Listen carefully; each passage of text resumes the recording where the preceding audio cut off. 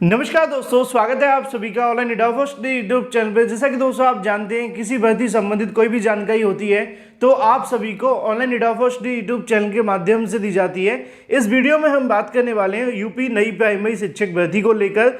साथ ही साथ अगर बात की जाए टीजीटी पीजीटी को लेकर, जिसके संबंध में बिहार के माध्यम से 90,520 पदों पर विज्ञापन जारी किया गया है। अब विज्ञापन जारी हो जाने के बाद छात्रों के मन में सबसे बड़ा सवाल इसको लेकर भी है। डिटेल में वार्ता की जाएगी और डिटेल में सही जानकारी आपको दी जाएगी, जो कि रियल होगी वही आप सभी को बताई जाएगी। लेकिन उससे पहले चैनल को सब्सक्राइब कर लो, बेल आइकन को दबा लो और वीडियो को लाइक और शेयर कर दिया करो अपने दोस्तों के साथ में। ठीक है, शुरुआत करते हैं सबसे पहली अपडेट को लेकर।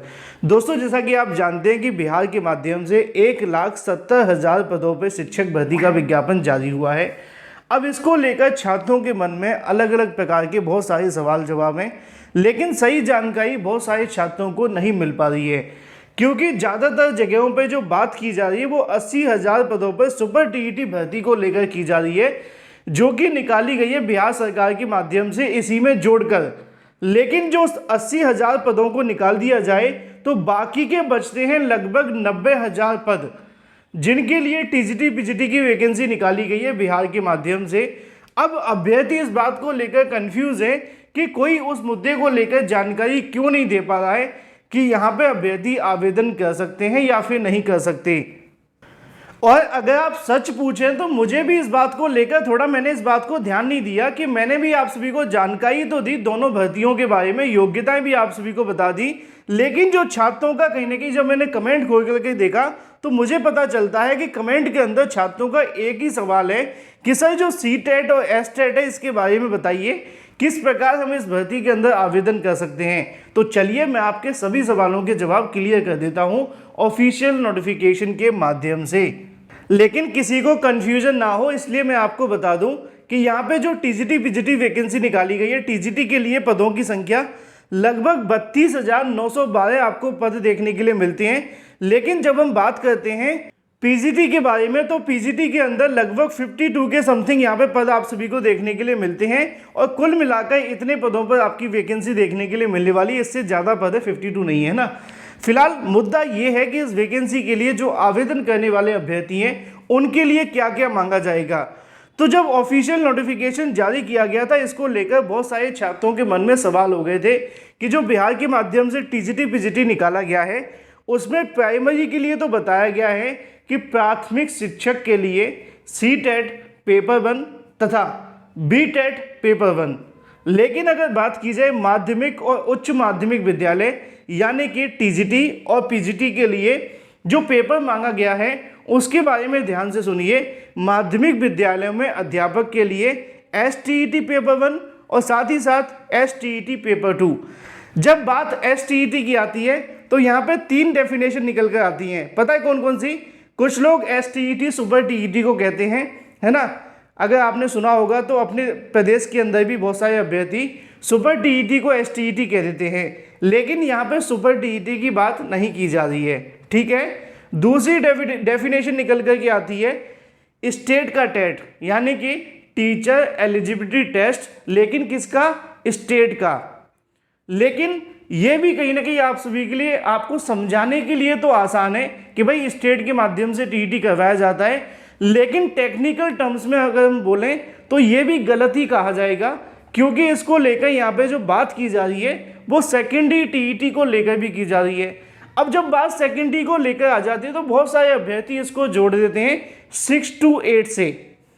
अगर इसको 6 to 8 से जोड़ा जाता तो जो सी-टेट का पेपर 2 होता वो भी यहाँ पर लिखा होता, लेकिन सी-टेट का पेपर 2 यहाँ पर नहीं लिखा हुआ।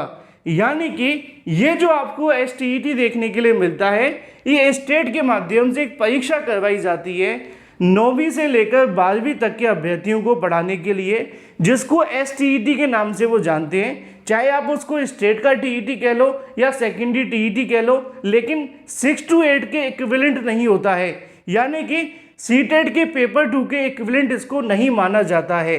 और ये जो परीक्षा देखने के लिए मिलती है मध्य प्रदेश के अंदर भी देखने के लिए मिलती है, जिसको स्कूल टीचर एलिजिबिलिटी टेस्ट के नाम से जानते हैं मध्य प्रदेश वाले। हरियाणा के अंदर भी ऐसा होता है, वहाँ पे भी 9 से लेकर 12वीं तक पढ़ाने के लिए स्कूल टीचर एलिजिबिलिटी टेस्ट के नाम से जाना जाता है। और बिहार के अंदर भी आपको स्कूल टीचर एलिजिबिलिटी टेस्ट के नाम से ही जाना जाएगा। तो जो STET लिखा हुआ है, इसकी जो फुल फॉर्म आपको देखने के लिए मिलती है वो स्कूल टीचर एलिजिबिलिटी टेस्ट देखने के लिए मिलती है। अब ये कौन सा स्कूल, यानी कि high school teacher eligibility test को लेकर बात यहाँ पर की जा रही है। अगर सीधे शब्दों में मैं आप सभी को बताना चाहूँ तो जो STET यहाँ पे लिखा हुआ है वो CTET के पूरे तरीके से इक्विवेलेंट नहीं है।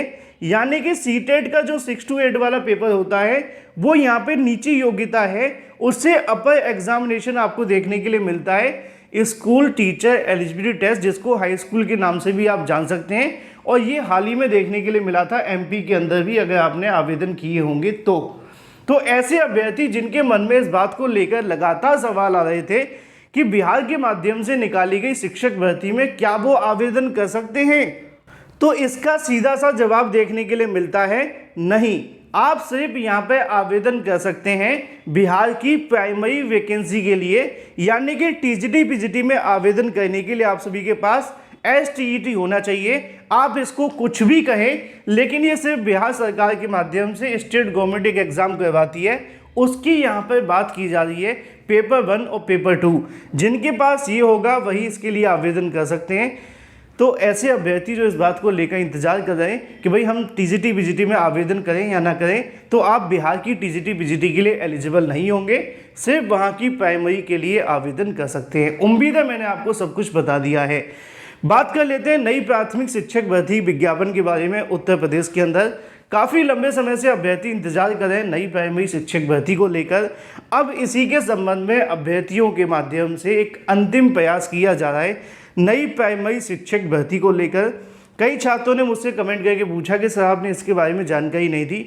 दोस्तों, मैंने इसके बारे में जानकारी बहुत दिन पहले ही दे दी थी जब अनाउंसमेंट की गई थी, लेकिन होता ये है कि हर वीडियो के अंदर इस मुद्दे पर बात करना, कई बार अभ्यर्थी कहते हैं कि सर कुछ नया बताइए, तो इसलिए मैंने 2-3 दिन से जानकारी इसके बारे में नहीं दी थी। तो नई प्राइमरी शिक्षक भर्ती को लेकर जो अभ्यर्थी इंतजार कर रहे हैं वो 1 जुलाई 2023 को इको गार्डन में जा सकते हैं। बाकी तो जैसा कि आप जानते हैं कि प्रदेश के अंदर नई शिक्षक भर्ती को लेकर प्रयास तो लगातार अभ्यर्थी कर रहे हैं, लेकिन सरकार नई शिक्षक भर्ती के लिए जब तक विज्ञापन जारी नहीं कर देती तब तक किसी बात पर भरोसा नहीं होता है।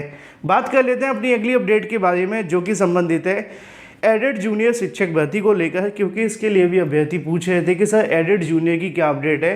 तो एडेड जूनियर शिक्षक भर्ती का जो ऑर्डर रिजर्व किया गया था, अब उसके लिए हाईकोर्ट जुलाई में खुलेगी और हाईकोर्ट खुलने के बाद ही एडेड जूनियर शिक्षक भर्ती के लिए ऑर्डर जारी हो सकता है।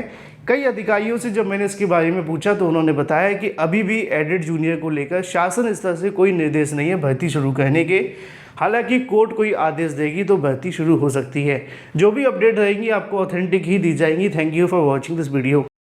बात कर लेते हैं अपनी अंतिम अपडेट के बारे में, जो कि संबंधित है कल जारी होगा विज्ञापन, जिसको लेकर यहाँ से ऑफिशियल नोटिफिकेशन भी जारी कर दिया गया है। और ये विज्ञापन आप सभी को देखने के लिए मिलेगा स्टाफ सिलेक्शन कमीशन के माध्यम से मल्टीटास्किंग और हवलदार को लेकर, जिसका नोटिफिकेशन पहले 14/6/2023 को जारी होना था, लेकिन अब इसका विज्ञापन 30/6/2023 को जारी होगा। Thank you for watching this video.